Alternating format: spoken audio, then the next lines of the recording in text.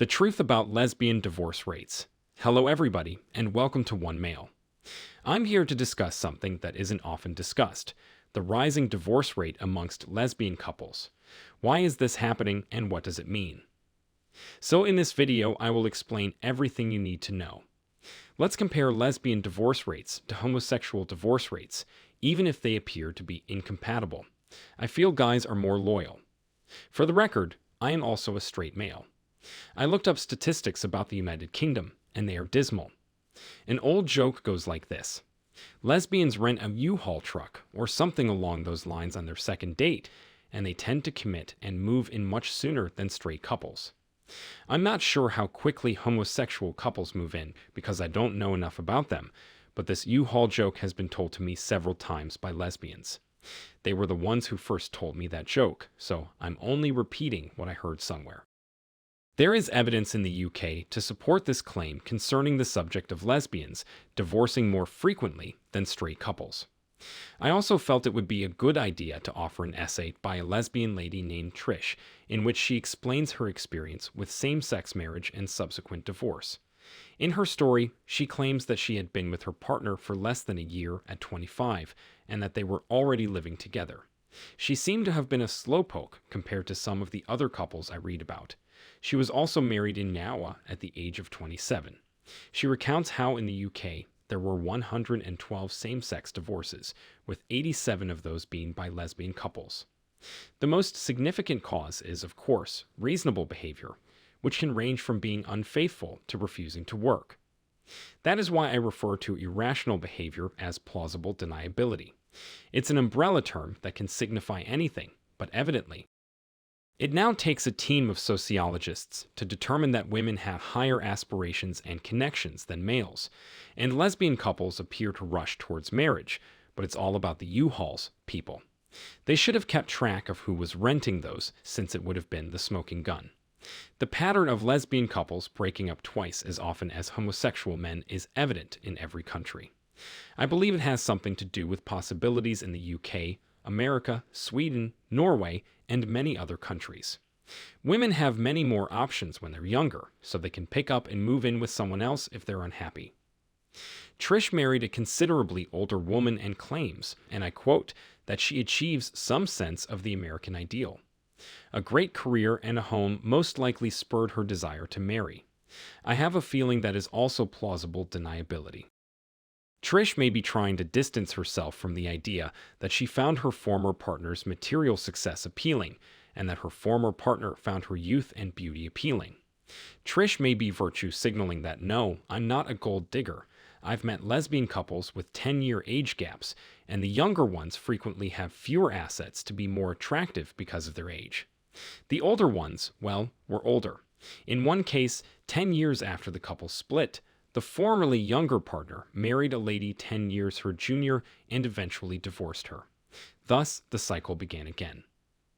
I'm trying to argue that just because two women together do not preclude hypergamy and status-seeking conduct in male-on-male relationships. Many of those are open to begin with and monetarily, because men make more money. They tend to make the union's finances more secure.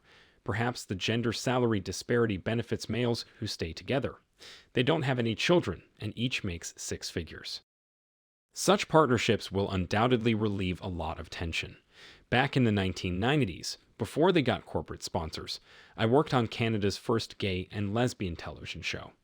A few years later, at the Gay Pride Parade in Toronto, all 5 or 6 central Canadian banks courted gay pride because they understood that gay couples have no children and a lot of disposable income.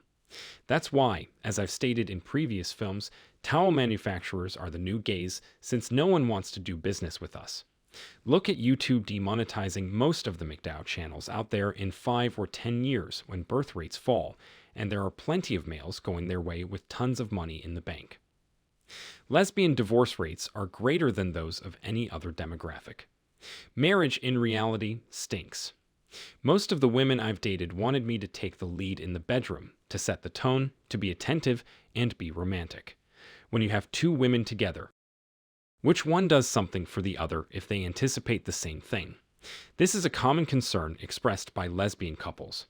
I've had women tell me that playing bumper cars with their mounds is difficult when neither woman is in the mood and neither wants to put in the effort to be passive. People do not create passion, even though Trish emphasizes the need for both parties to put forth the effort. She also notes early in the piece that women should lower their expectations, but near the end, she says, "I'm not going to lower mine." There's that annoying duality. I want to eat pies, but I also want to be skinny. I want someone who is both strong and vulnerable. I'm seeking someone attractive, but also looks the part. Everything is a contradiction. Women have always expected to be the rock in the relationship. If two women expect each other to be the rock-solid foundation of the relationship, then the relationship is more likely to fail. In Trisha's situation, she found a financially solid lady, but even that didn't assist her. I don't know why their relationship ended, and I don't want to speculate. I also find it fascinating how lesbians adopt aspects of masculine culture as their own. In Toronto, the annual Gay Pride Parade is held on a Sunday, and the Dyke March is held on Saturday.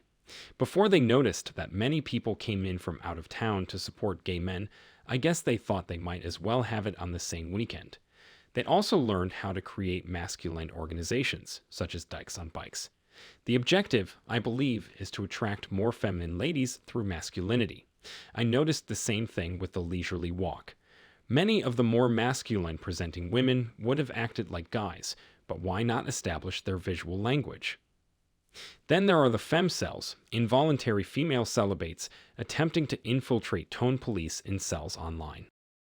I find it difficult to believe that, given that women will only chase the top 20% of men, the lowest 20% of women would be going for the bottom 20% of guys out there, incredibly thirsty. Men who are obliged to be alone. Does anyone believe that, or do they want to infiltrate male places being sent so they can calm those men down from doing stupid things? Everyone knows that when women are there, men's conduct changes, so if ladies appear on install boards, those guys are no longer officially in cells. Because some heinous woman out there is eager to do her bit by getting on her back to prevent another vain assault. I don't think he would have gotten together with an unattractive lady in the first place because he would have thought he was too good for her. Stopping incels by sacrificing ugly women on that altar isn't going to work. Femcels entering cell spaces may believe that they will prevent males from expressing their rage, but those guys will, ironically, lose their outlets for their anger and do even more heinous things in real life away from the internet, because they will lose an outlet for their rage. It's also noteworthy that gay men who were beaten and kicked down while fighting for their rights, especially in the 1970s and 1980s, are now benefiting women. But if you believe that there are just as many lesbians as homosexual men in the world as a percentage of the population, or have all the masculine-presenting lesbians fought alongside those males in the past, I wouldn't be surprised if the organizers of pride parades just got away from the Ladies' Day on Saturday and the Men's Day on Sunday, saying that they'll have two different marches on both days, maybe attracting the same crowd on both, so that dykes get the same amount of attention.